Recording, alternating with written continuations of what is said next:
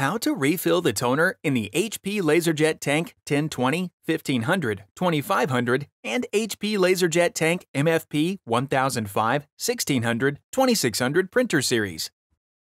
If the toner levels are displaying as low or empty on the toner level indicator, follow these steps for a mess-free toner refill. Make sure that the printer is plugged in and powered on. Then, open the toner access door. The toner refill port is on the left, and the port indicator will have an unlock icon displayed.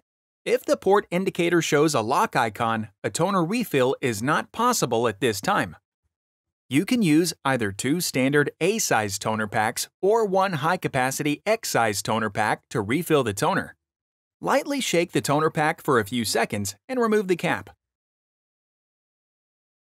Insert the toner pack into the port until it clicks into place. Rotate the refill lock ring lever counterclockwise so that it is pointing towards the refill symbol. The pack then empties into the printer. Gently squeeze the toner pack to completely empty it into the tank.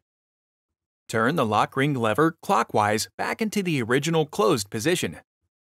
Remove the toner pack from the port and immediately close the toner access door.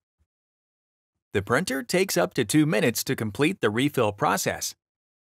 To learn how you can recycle the used toner pack, visit www.hp.com/recycle. Click the Playlists tab in YouTube to find HP videos in other languages.